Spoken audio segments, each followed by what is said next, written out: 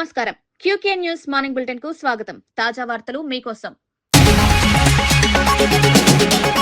జల వివాదాలపై ఉన్నత స్థాయి సమీక్ష నిర్వహించిన సీఎం రేవంత్. తుంగభద్ర ఆర్డీఎస్ అంశాలపై చర్చలు, తెలంగాణ హక్కుల పరిరక్షణపై ప్రత్యేక దృష్టి, నీటి పంపిణీ ప్రాజెక్టుల పురోగతిపై సమీక్ష.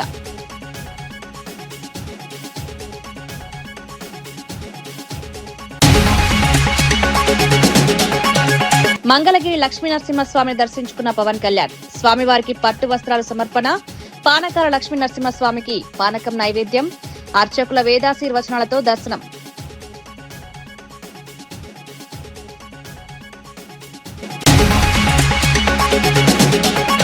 ఆర్ఎస్ఎస్ పత్రాలపై సంచలన వ్యాఖ్యలు చేసిన మీనాక్షి నటరాజన్.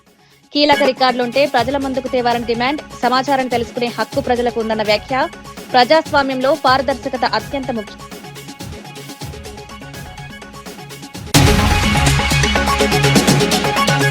సాయికృష్ణ కేసులో నిజాలు దాచిపెడుతున్నారన్న అంబటి ఆరోపణ.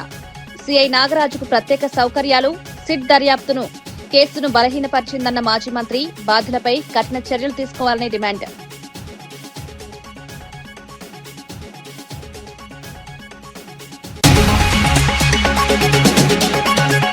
₹17 కోట్ల రహదారి పనులకు శంకుస్థాపన చేసిన భట్టి.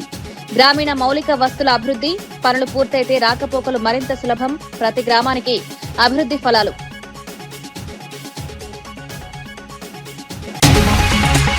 తెలంగాణకు సంబంధించిన కీలక జలాంశాలపై ముఖ్యమంత్రి రేవంత్ రెడ్డి జలసౌధలో ఉన్నత స్థాయి సమీక్ష నిర్వహించారు. తుంగభద్ర ప్రాజెక్టు, ఆర్డీఎస్ సమస్యలు, అంతర్రాష్ట్ర నదీ జల వివాదాలపై అధికారులతో చర్చించారు. సమావేశానికి మంత్రి ఉత్తమ్ కుమార్ రెడ్డి, ఎంపీ మల్లు రవి, ప్రభుత్వ సలహాదారులు, ఇరిగేషన్ శాఖ ఉన్నతాధికారులు హాజరయ్యారు. రాష్ట్ర ప్రయోజనాలను కాపాడేందుకు తీసుకోవాల్సిన చర్యలపై సీఎం ఆరా తీశారు. జలవనరుల వినియోగం, నీటి పంపిణీ, ప్రాజెక్టుల పురోగతి వంటి అంశాలపై సమగ్రంగా చర్చించారు.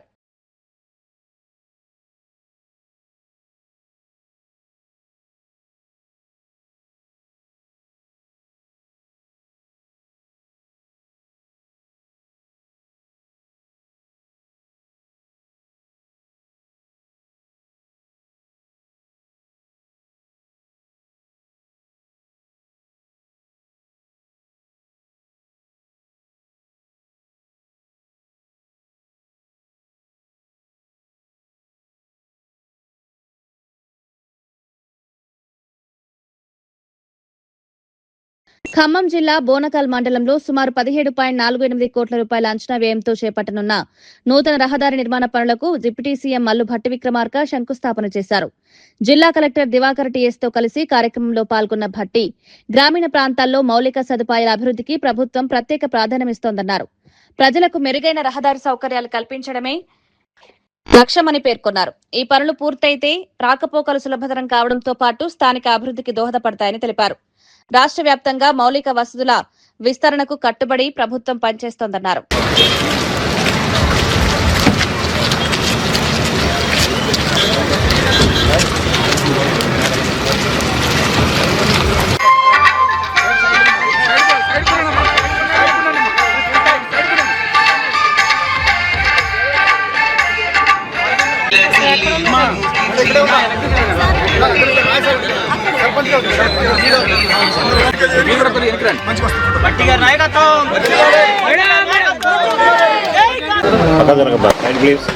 ఆడ లాగేటట్టు రాదు మా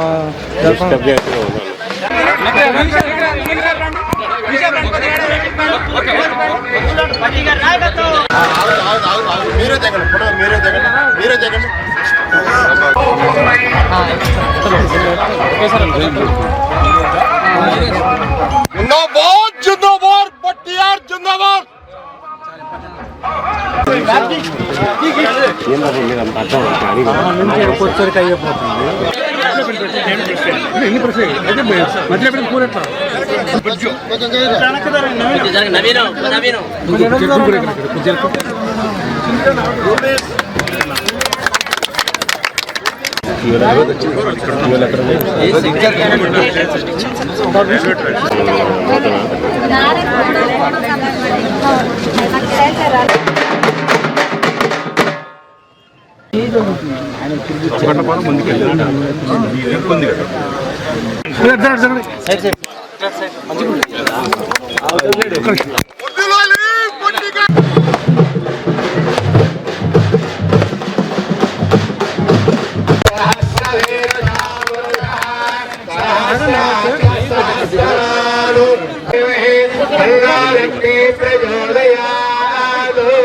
ఆంధ్రప్రదేశ్ ఉప ముఖ్యమంత్రి పవన్ కళ్యాణ్ మంగళగిరిలోని శ్రీ లక్ష్మీ నరసింహస్వామిని దర్శించుకున్నారు.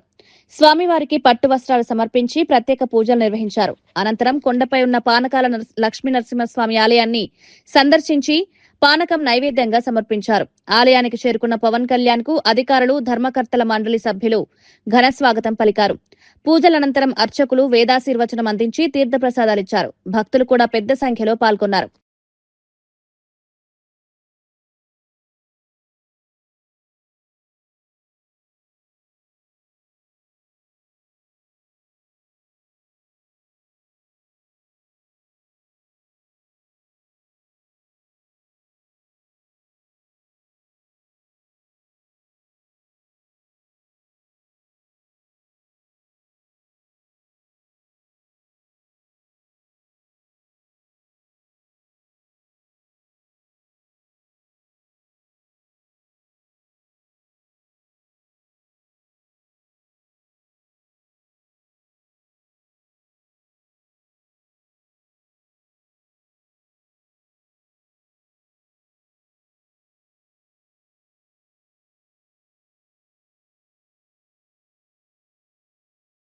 హైదరాబాద్ మెట్రోకు సంబంధించిన ఐఆర్ఎఫ్సి ఒప్పందంపై బీఆర్ఎస్ ఎమ్మెల్సీ దాసోజు శ్రవణ్ సంచలన ప్రశ్నలు లేవనెత్తారు.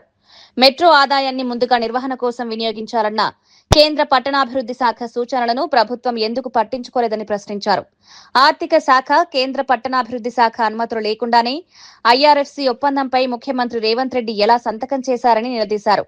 మెట్రో ప్రాజెక్టుకు సంబంధించిన ఆర్థిక వ్యవహారాలపై ప్రభుత్వం పూర్తి వివరాలు వెల్లడించాలని డిమాండ్ చేశారు. వాళ్ళు చెప్పినారు కాబట్టి రేవంత్ రెడ్డి ఏమో మోకాలు అడ్డం పెట్టినట్టుగా పెట్టి మేము నిర్వహణ అనేది పక్కన పెడతాము, లోన్ మాత్రం మేము ముందు రీపే చేస్తాము అని చెప్పని ఇద్దరి మధ్యన పేచీ వచ్చింది. కాబట్టి ఆ లోన్ అమౌంట్ ఏదైతే ఐఆర్ఎఫ్సికి ట్రాన్స్ఫర్ అయిందో అది కాకుండా government of India or ministry of urban affairs ఎవడో అడ్డుపడ్డారు. కేంద్ర ప్రభుత్వం కిషన్ రెడ్డి గారిని మీడియేట్ చేయమని చెప్పని కోరినరు. నేనేమడుగుతున్నానంటే ఇవాళ రేవంత్ రెడ్డి గారిని, ఈ ministry of housing and urban affairs వాళ్ళు ఏదైతే ఆపరేషన్ అండ్ మెయింటెనెన్సే ప్రియారిటీ ఇవ్వాలా, లోన్ రీపేర్మెంట్ ప్రియారిటీ ఇవ్వద్దని చెప్పిండ్రు అని చెప్పని నువ్వు రాసిన లేఖలు చెప్పినావు కదా, ఇవన్నీ క్లారిఫై చేసుకోకుండా నేను ఐఆర్ఎఫ్సికి సంతకం పెట్టావా? ఐఆర్ఎఫ్సితో చేసుకున్న ఒప్పందంలో హౌసింగ్ అండ్ అర్బన్ అఫైర్స్ వాళ్ళు లేవనెత్తినటువంటి ఈ ఆపరేషన్ మెయింటెనెన్స్ తర్వాతనే లోన్ రీపేమెంట్ చేయాలన్నటువంటి ఒక చిక్కుముడి ఏదైతుందో అది తెలిసే సంతకం పెట్టినవా, లేదు దాన్ని కావాలని దాచిపెట్టి నువ్వు ఒంటెద్దు పోకడ లెక్క సీతయ్య ఎవడి మాట వినడు కాబట్టి నీకు నువ్వుగానే నువ్వు సంతకం పెట్టినావా? రేవంత్ రెడ్డి సమాధానం చెప్పాలా అని చెప్పి నేను కోరుతా ఉన్నాను. రెండవదైతే ఇవాళ దేశంలో ఏ మెట్రో రైల్ ప్రాజెక్టులకైనా ఇది మే 25కు ముందే తెలుసు. బికాజ్ ఆ సంతకం పెట్టి ఎస్పీఐ అగ్రిమెంట్, ఈ లోను ఇవన్నిటికి ముందే జగమెరిగిన సత్యం. ముఖ్యమంత్రి హోదాలో కూర్చున్నావు కాబట్టి, అది కూడా మున్సిపల్ మంత్రి కాబట్టి, అది కూడా మెట్రో రైలుకి సంబంధించిన నిర్ణయాలు తీసుకుంటున్నావు కాబట్టి రాష్ట్రంలో ఏ రకమైన ప్రెసిడెన్స్ ఉందని చెప్పని నువ్వు తెలుసుకుంటావు అని చెప్పి. పీఎం కుసుమ్ పథకంలో 1000 కోట్ల రూపాయల కుంభకోణం జరిగిందని మాజీ మంత్రి జగదీష్ రెడ్డి ఆరోపించారు. ప్లాంట్ల నిర్మాణం పూర్తి చేసిన రైతులను నెలల తరబడి సింక్రనైజేషన్ చేయకుండా ఇబ్బందులకు గురిచేస్తున్నారని విమర్శించారు. మెగావాట్ కు ₹1 కోటి డిమాండ్ చేస్తున్నారంటూ సంచలన ఆరోపణలు చేశారు. కేంద్రం నిర్ణయించిన ధర 3.13 ఉండగా తక్కువ ధరకు ఎందుకు చెప్తున్నారని ప్రశ్నించారు. రైతులు అప్పులు చేసి ప్లాంట్ నిర్మించుకున్నారని, ఇప్పుడు తీవ్ర ఇబ్బందులు ఎదుర్కొంటున్నారని ఆవేదన వ్యక్తం చేశారు. స్కామ్ కు తెరదీసిండ్రు కొత్తగా. పాపం చాలా మంది యువకులు వీళ్ళని నమ్మి గ్రామీణ ప్రాంతాలలో ఇక్కడ అక్కడ అప్పులు చేసి బ్యాంకుల చుట్టూ తిరిగి వాళ్ళని బతిలాడుకొని తెలిసిన బంధువుల దగ్గర, మిత్రుల దగ్గర అప్పులు చేసి ఈ పథకంలో మాకు అవకాశం వచ్చింది అని చెప్పి కేంద్ర ప్రభుత్వమే ₹3.13 నిర్ణయించింది కదా. పెట్టుబడి బ్యాంక్ లోన్లు అన్నీ పోతే నెలకో 1,00,000 2 లక్షలు ఏదైనా మాకు మిగులుతాయి జీతాలు పొందామని చెప్పి పాపం వీళ్ళని నమ్మి ఆ పథకంలో చేరి ప్లాంట్లు నిర్మాణం చేస్తే దాదాపుగా 1,1200 మెగావాట్ల ప్లాంట్లను పూర్తి అయిపోయి సింక్రనైజ్ చేసి మీరు కనెక్షన్ తీసుకోండి అని చెప్పి మొర్రోమంటే 2-3 నెలలుగా సతాయిస్తున్నారు. దీంట్లో ప్రధానంగా ఇద్దరు అధికారులు, రెడ్కోకు సంబంధించి ఒక అధికారి, ఎనర్జీ డిపార్ట్మెంట్కి సంబంధించిన ఒక అధికారి, ఇద్దరు పూర్తి స్థాయిలో దీంట్లో నిమగ్నమై 3 నెలలుగా వాళ్ళని సతాయించి చివరికి మీకు రేటు తక్కువ చేస్తాం, వాళ్ళని రకరకాల పద్ధతుల్లో భయపెట్టించి డబ్బులు వసూలు చేసే, డబ్బులు గుంజే ప్రయత్నాలు చేసిండ్రు. ముందు ఒక ప్లాంట్కి 10 లక్షలు అన్నారు, తర్వాత మెగావాట్కి 10 లక్షలు అన్నారు. ఆఖరికి మొత్తం మీరు ఎంత పెట్టుబడి పెట్టిరో పెట్టుబడి మీద 10% కావాలి, 20% కావాలి అని డిమాండ్ చేసి పాపం వాళ్ళు బ్యాంకు లోన్ మీద పడుతుంది. ఇప్పుడు 3 నెలలు బయటపడాలంటే సీబీఐ విచారణే మార్గమని వైఎస్ఆర్సీపీ రాష్ట్ర అధికార ప్రతినిధి వంగవీటి నరేంద్ర అన్నారు. సాయి కృష్ణపై పోలీసులు ఎందుకు వరుస కేసులు పెట్టారో, అతనితో పోలీస్ శాఖకు ఉన్న సంబంధం ఏమిటో ప్రజలకు తెలియాలన్నారు. టాస్క్ ఫోర్స్ అధికారులు కీలక విషయాలు దాచిపెడుతున్నారని ఆరోపించారు. సిట్ విచారణ ద్వారా వాస్తవాలు బయటకు రావని, స్వతంత్ర దర్యాప్తు అవసరమని పేర్కొన్నారు. ఈ కేసులో అనేక అనుమానాలు ఉన్నాయని, వాటికి సమాధానాలు రావాలంటే సీబీఐ విచారణ జరగాలని డిమాండ్ చేశారు. అంటే అసలు ఈ సాయి కృష్ణని పోలీస్ డిపార్ట్మెంట్ దేనికి వాడుకుంటుంది? దీనిలో అనేక కోణాలు మనం ఆలోచించాల్సి వస్తుంది. పోనీ లాకప్ డెత్ చేశారే అని అనుకుందాం. లాకప్ డెత్ చేస్తే బాడీ కూడా ఇవ్వకుండా సాక్ష్యాలను కూడా మాయం చేసే విధంగా బాడీని కూడా దహనం చేశారంటే సాయి కృష్ణని అసలు పోలీస్ డిపార్ట్మెంట్ ఎందుకు వాడుకుంది, దేనికి వాడుకుంది, ఇవన్నీ నిజాలు బయటపడాలి అంటే నాకు తెలిసి సిట్ ద్వారా పొరపాటును కూడా ఇది బయటికి రాదు. తప్పనిసరిగా ఈ కేసుని సిబిఐకి అప్పచెప్పాలి.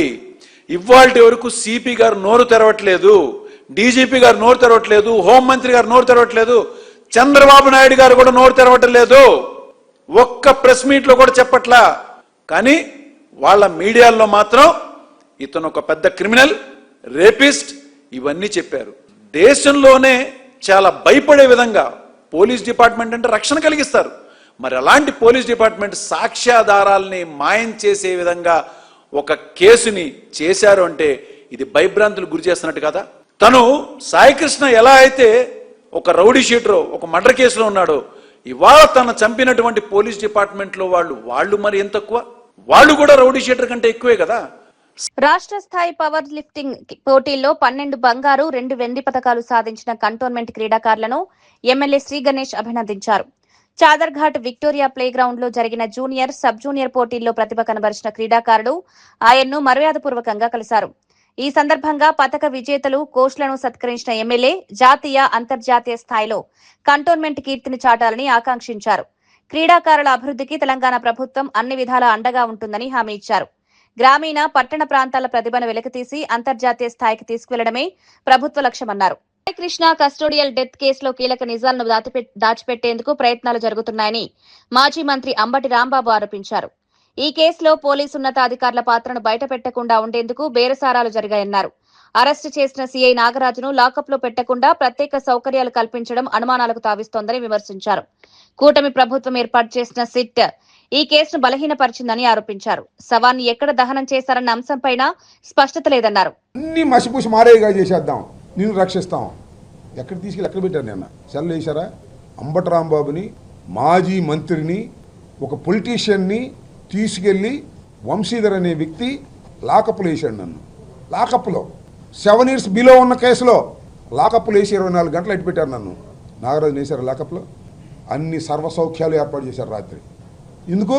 నాగరాజు ఎవడి పేరు చెబితే డౌట్. అందుకే నాగరాజు ఎవడి పేరు చెప్పడం, నాగరాజు రక్షిస్తారు. ఇది సిట్ చేస్తున్న వ్యవహారం. ఈ సిట్ అనేది special investigation team, the IPS officers టోటల్గా సాయి కృష్ణ యొక్క దారుణ హత్య, లాకప్ డెత్ని తుడిచేసింది. నేను ఒకటి చెప్తున్నా, చాలా బాధతో చెప్తున్నా. పోలీసులకి ప్రజల్ని కాపాడలేడు, చంపేసి బరేలు చేసేస్తారు. నాలాంటి పెద్ద నాయకుడు అనుకో, నా గవర్నమెంట్ వచ్చిందనుకో, నాకు కోపం ఉంటే నిమ్మకాయల రాజనాయుడు గారిని వేసేయమంట, వేసేస్తారు. ఎస్పీ గారు చెబుతా, వేసేస్తారు. ఆయన ప్రమోషన్ ఇస్తా, శవాన్ని తీసేసి దాచేస్తారు. ఇంకేముంటుంది అంటున్నా?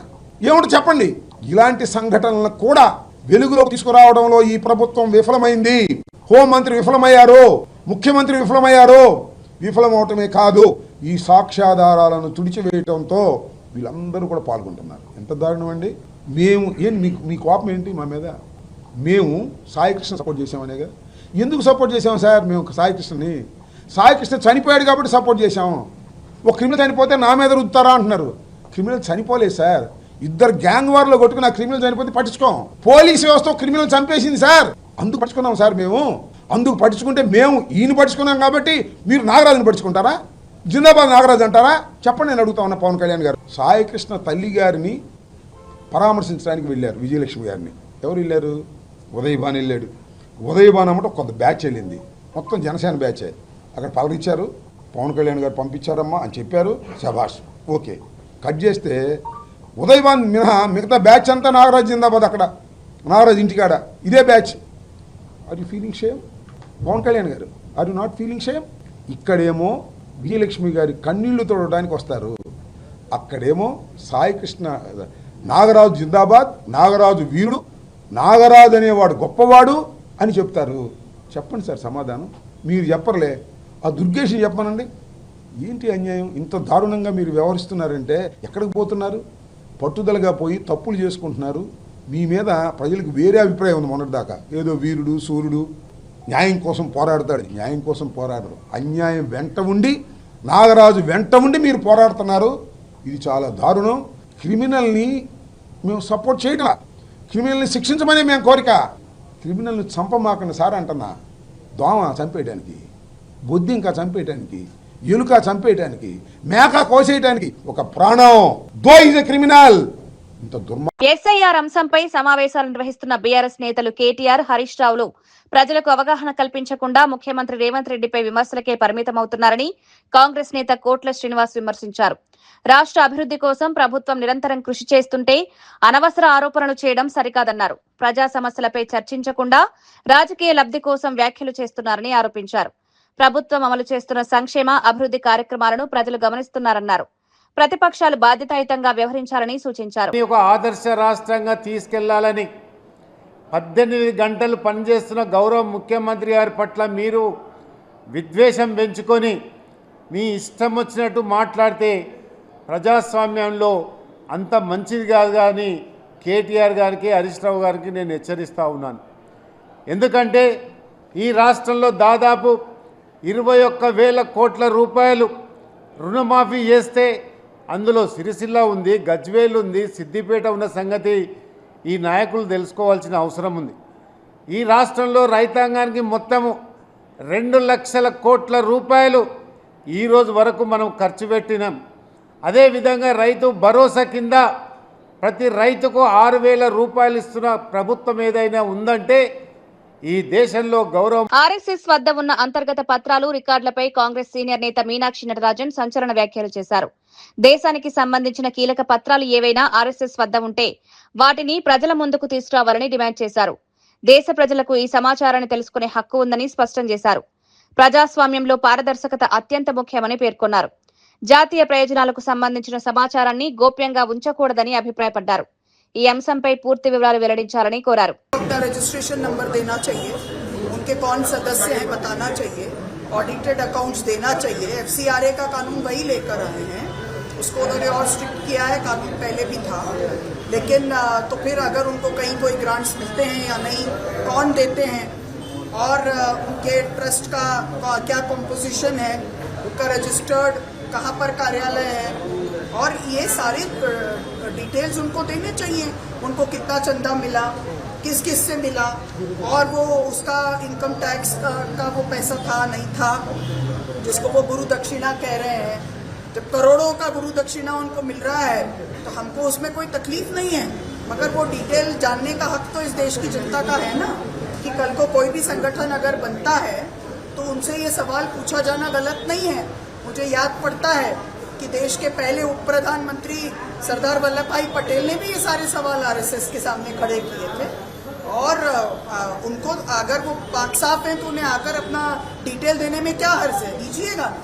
मैम, जिस तरह से आपने अपनी बात कही सामने हम लोग के सामने में रखी, और जिस तरह की चीज़ें आजकल हो रही हैं महाराष्ट्र में या वेस्ट बंगाल में, क्या आपको लगता है कि आपको अपनी लड़ाई को बहुत सशक्त तरीके से लड़ने की जरूरत है? क्योंकि अगर नहीं लड़ा गया तो शायद आने वाले दिनों में चीज़ें और ज़्यादा बदलेंगी. हम सब इस बात को लेकर के पूरी तरह से सजग और तैयार हैं कि हमें अपनी लड़ाई को सशक्त ढंग से ही लड़नी है. भारत जोड़ो यात्रा ने हमें एक मौका दिया कि हम देश की जनता के साथ जुड़कर उनके मुद्दों को, उनके मसलों को समझें, और हम वापस अपने आप को तैयार करें हमारे संवैधानिक चुनौतियों का सामना करने के लिए. और वो हमें हमारे नेता राहुल जी और माननीय खड़गे जी ने हमें वो मार्ग सिखाया. और जाहिर सी बात है कि जो नीट में हुआ, जो जिस तरह से पेपर लीक का मामला सामने आया, जिस तरह से आज एलपीजी और अन्य चीज़ों का हमारे सामने संकट है, जिस तरह से हम देखते हैं कि अमेरिका से हमारे लोगों को हथकड़ियां डाल के भेजा जाता है, जिस तरह से रोजगार का संकट हमारे सामने है, ये और अभी हाल ही में मध्य प्रदेश के हमारे मुख्यमंत्री के परिजनों ने जिस तरह से भूमाफिया राज फैलाया है, ये सारे वो मसले हैं जिस पर तो हम लोगों को संगठित होकर के लड़ना है। तो जो बाबा साहेब के तीनों शब्द हैं कि हम एक मुद्दे पर अपने आप की तैयारी करें, एजुकेट करें, तैयारी करें, सजग होए, संगठित होए और फिर हम एजिटेट करें, ये हम पर निश्चित तौर पे लागू होगा और हम लड़ेंगे। और यही राहुल जी के इंडिया अलायंस के भाषण का लुभाव भी है, जिसमें उन्होंने रेजिस्टेंस राम मंदिर का फंड्स को लेकर SIT गठन हुई थी। अभी वो SIT ने अपना रिपोर्ट दी है और उसमें कही है कि वीडियोग्राफी होना चाहिए, ये सारे चीजें ला रहे हैं, लेकिन जो हुआ उसके बारे में अभी तक बात। हाँ, क्योंकि ये जब राम मंदिर के शिला पूजन का समय था तब भी उस करोड़ों के चंदे का क्या हुआ, आज भी देश के लोगों को उन्होंने हिसाब नहीं दिया। मैम, आपने 3 शब्द का इस्तेमाल किया, वोट चोरी, सीट चोरी और पार्टी चोरी। इसको थोड़ा जरा आप एक्सप्लेन कर पाएंगे। पार्टी तो पहले जिस तरह से आपके अपने यहाँ पर एक असेंबली कॉन्स्टिट्यूंसी में पता चला कि एक ही बिल्डिंग से 200 वोटर निकाले, फिर उसके बाद उन्होंने सीट चोरी में जिस तरह से लोगों को कंटेस्ट ही करने से रोकने का काम किया, स्थानीय निकाय चुनाव में करते थे, अब तो राज्यसभा चुनाव में भी वो सामने आया और अब एक के बाद एक पार्टियों को लीलने का काम कर रहे हैं। तो ये एक तरह से क्या एक देश एक पार्टी की तरफ बढ़ना चाहते हैं या इनको इनके जो नंबर्स पूरे करने हैं, क्योंकि पिछले बार इनकी संवैधानिक फ्लोर ऑफ द हाउस में इनका बिल खारिज हुआ, उसकी पूर्ति करना चाहते हैं या क्या करना चाहते हैं, ये सवाल है। और इसीलिए एक के बाद एक जो पार्टियों को खत्म करने की साजिश कर रहे हैं, षड्यंत्र रच रहे हैं, वो हमारे सामने है। यही मैं कहना चाहता हूँ। ऑपरेशन टाइगर सक्सेसफुल, बड़ा पॉपुलर वर्ड यूज कर रहे हैं ऑपरेशन डे जो महाराष्ट्र में, तो क्या आपको लगता है इसी ये इनका चाल चरित्र और चेहरा है। ये जो अपने आप को बहुत ही नैतिक तौर पे सही कहते हुए एक राजनीति करने की बात करते थे, वो उनकी असलियत अब उजागर हुई। తెలంగాణ గిరిజనుల సమస్యల పరిష్కారం కోసం మాజీ గవర్నర్ బండారు దత్తాత్రేయ రాజ్ భవన్ లో గవర్నర్ శివప్రతాప్ శుక్లాను కలిశారు. గిరిజన భూ హక్కుల పరిరక్షణ, పోడు వ్యవసాయం, పెసా చట్టం అమలు, అటవీ హక్కుల కల్పన వంటి అంశాలపై వినతి పత్రం సమర్పించారు. గిరిజన ప్రాంతాల్లో విద్య, వైద్యం, తాగునీరు, ఉపాధి అవకాశాలను మెరుగుపరచాలని కోరారు.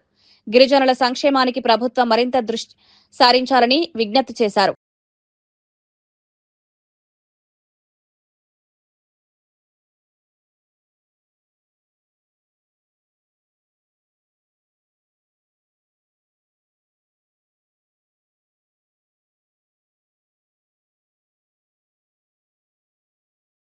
మేడ్చల్ మల్కాజ్గిరి జిల్లా బౌరంపేటలో జరిగిన 40 తులాల బంగారం చోరీ కేసును దుండిగల్ పోలీసులు కేవలం 12 గంటల్లోనే ఛేదించారు.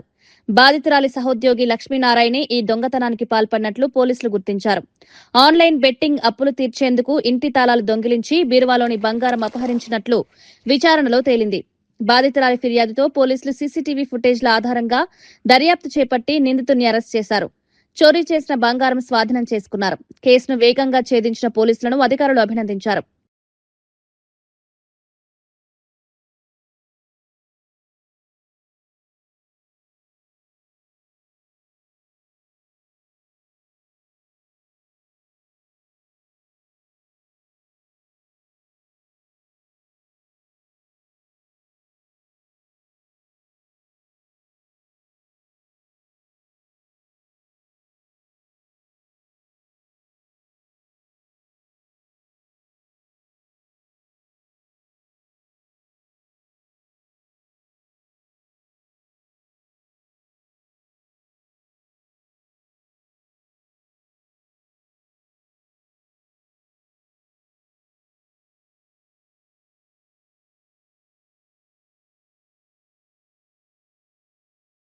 వాళ్ళ ఇంట్లో ఆమె యాక్చువల్ గా ఫార్మా కంపెనీలో జాబ్ చేస్తున్నది. ఆ జాబ్ లో భాగంగా వాళ్ళు రోజు యథావిధిగా ఇంట్లో ఉన్న వాళ్ళ భర్త, వాళ్ళ పిల్లలు, ఈమె స్కూల్ పోయే వాళ్ళు స్కూల్ కి, ఆఫీస్ పోయే వాళ్ళు ఆఫీస్ కి ఇంట్లో లాక్ వేసుకొని పోవడం జరిగింది. అయితే ఇందులో ట్విస్ట్ ఏంటంటే ఏదైతే ఈ సునీల అనేటువంటి కంప్లైంట్ ఫార్మా కంపెనీలో పనిచేస్తుందో బొల్లారం లిమిట్స్ లో, అదే కంపెనీలో పనిచేస్తున్న వాళ్ళ కొలీగ్ ఎవరైతే ముద్దాయి ఉన్నాడో ఇక్కడ నేరస్తుడు లక్ష్మీనారాయణ, ఇతను ఎంఎస్సి కెమిస్ట్రీ చేసి ఆ ఫార్మాలో పనిచేస్తూ లావిష్ అలవాట్లకు ఇదే బెట్టింగ్లకి వేరే ఇతరత్ర వాటికి సోషల్ వైజెస్ కి అలవాటై ఏ విధంగా డబ్బు ఇచ్చేయాలనే ఉద్దేశంతో ఆయన ప్లానింగ్ లో ఉన్నాడు. మరిన్ని వార్తలతో మళ్ళీ కలుద్దాం. నమస్కారం.